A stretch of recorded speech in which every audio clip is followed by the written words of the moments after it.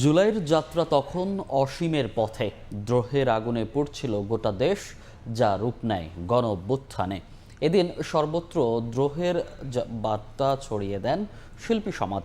শহীদ মিনারে জড়ো হয় লাখো মানুষ, যেখান থেকে সরকার পতনের দাবি ছড়িয়ে পড়ে ৫৬,০০০ বর্গমাইলে। কি ঘটেছিল ২রা আগস্ট বা ৩৩ জুলাই, জানব মাইমুনা হায়দার চৌধুরীর রিপোর্টে।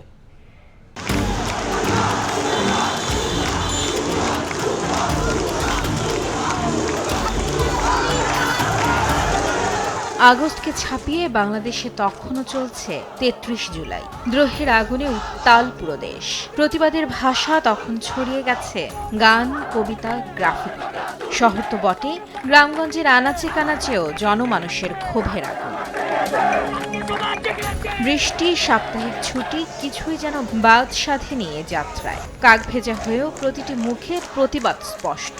ছাত্র, শিক্ষক, চিকিৎসক, আইনজীবী, অভিভাবক, কবি, লেখক, শিল্পী, কে ছিল না এই মিছিলে?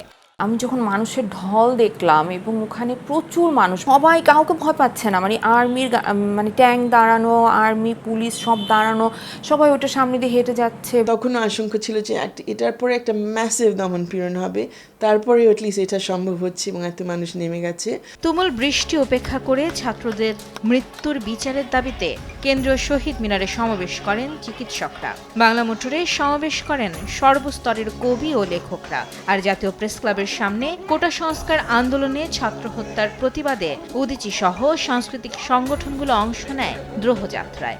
সহিংসতায় নিহতদের বিচার, গণগ্রেফতার বন্ধ সহ ৯ দফা দাবিতে এ পদযাত্রা। এই প্ল্যাটফর্মটাকে এমন একটা জায়গায় রাখতে চেয়েছি, এমন একটা ফেস দিতে চেয়েছি যে এটা কোনো রাজনৈতিক দল বা জোটের ব্যাপার হবে না। এখানে সমস্ত গণতন্ত্রকামী মানুষ, সমস্ত যে নিপীড়িত মানুষের একটা ফেস হবে। এই পুরো সময়টাতে আমাদের একটাই ছিল যে আমরা যে কোনোভাবে এই কারফিউটা, ঢাকা ইউনিভার্সিটির ভিতরে কারফিউটা ভাঙবো এবং কোনোভাবেই এটাকে যেভাবে আটকে রাখা হয়েছে সেটা হতে দিব না। শেখ হাসিনার এই হত্যাকাণ্ড এবং এই যে ঘটনাটা একটু পর্যন্ত এলো, এটা সমাধান কি? আমরা বলেছি যে এই শেখ হাসিনার পদত্যাগের মধ্য দিয়ে এই সমস্যার সমাধান হতে পারে।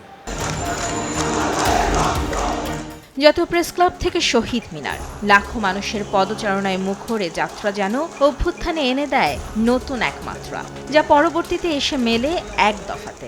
আমরা বুঝে গেছি যে এখন আসলে পদত্যাগের দাবিটা করতে হবে। সরকারের প্রস্তুতি ছিল ছত্রভঙ্গ করে দেবে, কিন্তু সেই প্রস্তুতিটা এত মানুষ এসে যাওয়াতে ওইটার পুলিশই মানা করে যে আমরা অ্যাটাক করতে পারবো না। এর আগে কেউ ক্যাম্পাসে মিছিল নিয়ে ঢুকতে পারে নাই।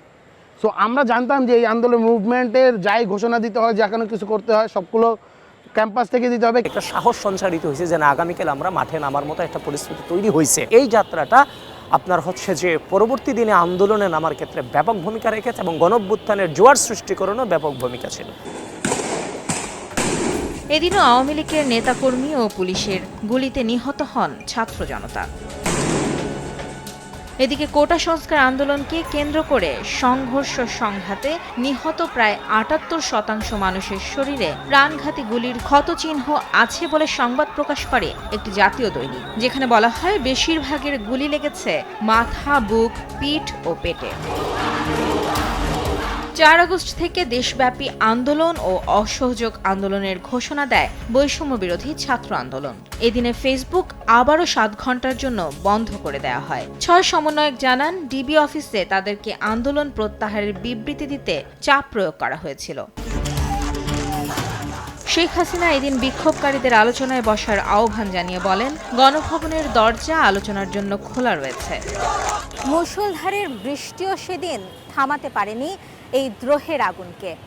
একদিকে উদীচী সহ বিভিন্ন সাংস্কৃতিক সংগঠনগুলোর দ্রোহযাত্রা, অন্যদিকে কবি, চিকিৎসক, শিক্ষকদের বিক্ষোভ, সব যেন এসে মিলেছিল এই শহীদ মিনার চত্বরে।